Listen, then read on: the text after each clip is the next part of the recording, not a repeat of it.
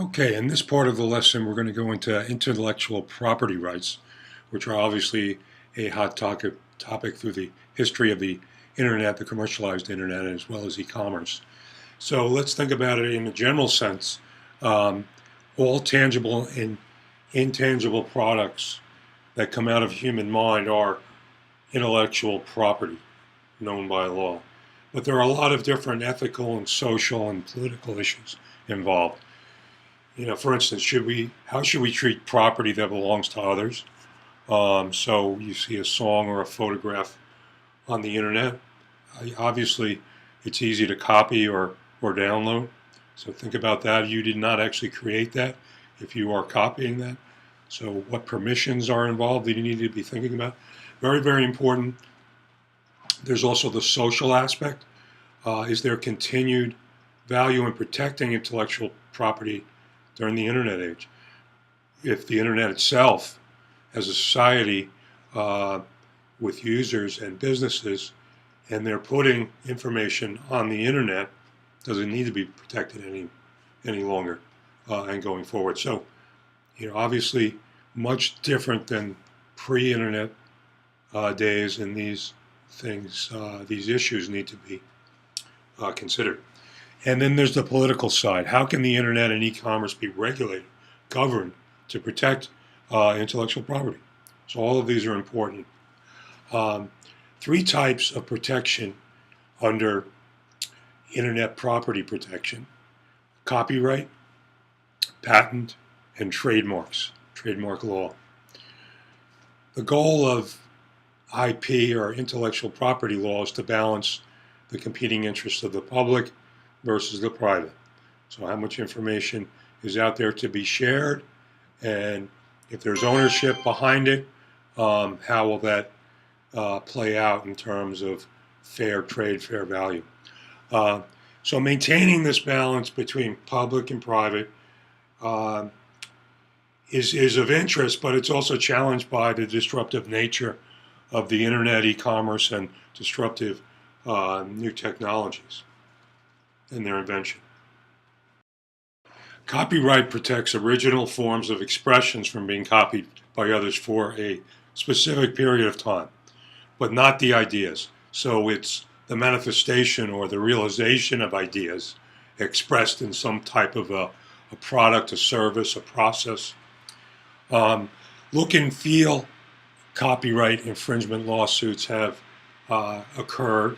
A classic example is when Apple sued Microsoft for the Windows interface, claiming that they had invented overlapping windows for their early computers on the Macintosh. Now, they did not patent those overlapping windows, so they weren't able to effectively prove that there was a copyright violation.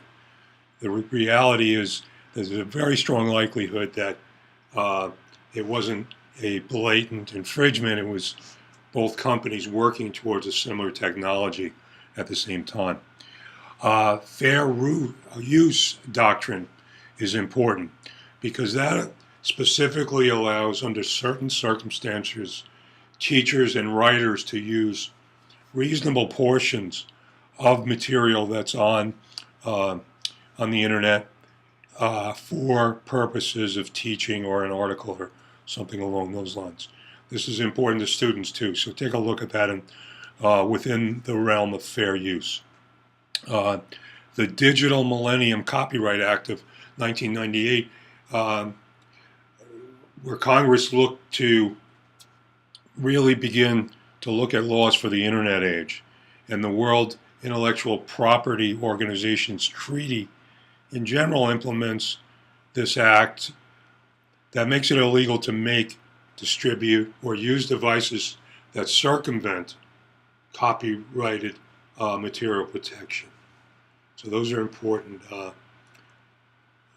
activities. So back to fair use just a little bit.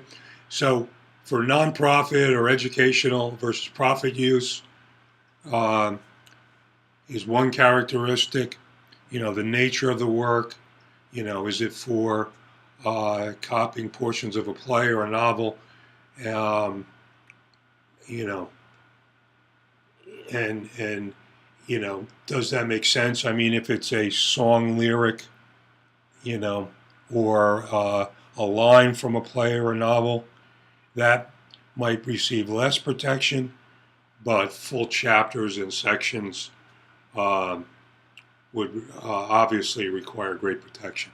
And so again, the amount of the work used. And then the market effect.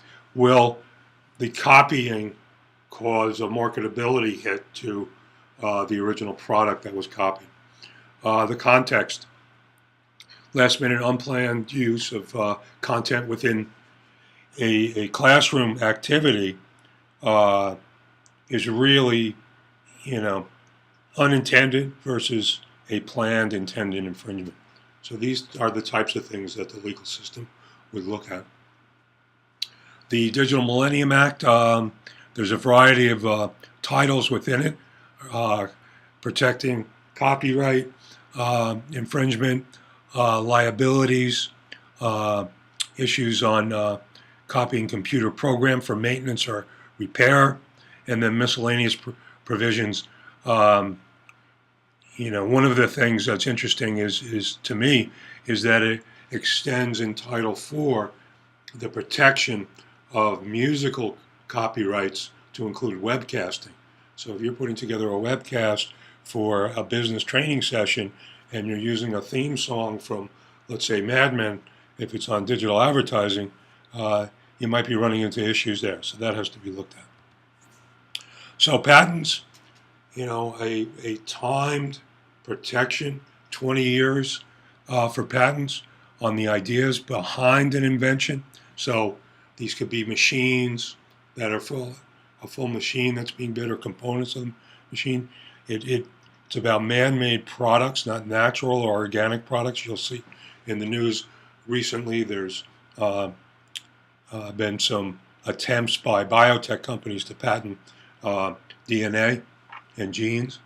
And then there's the compositions of the matter, what's actually making up that machine or man-made product.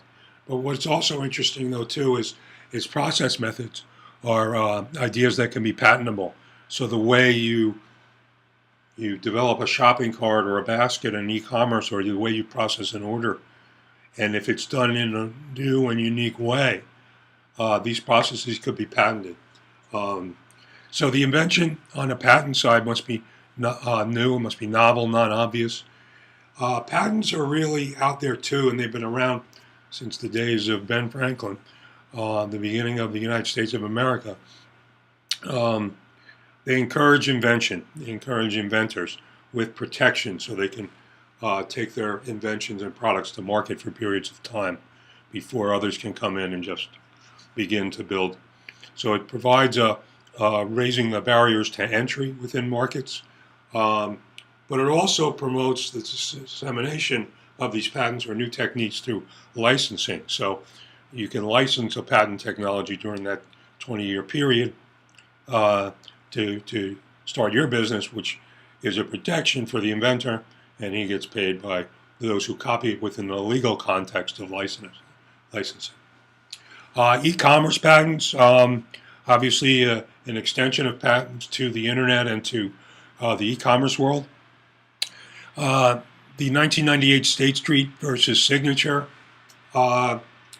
was really about how information was processed through financial mutual funds in terms of monitoring those funds, a business process patent, an example of what I was talking about on the prior slide. European patent laws do not recognize business processes unless it's based on technology.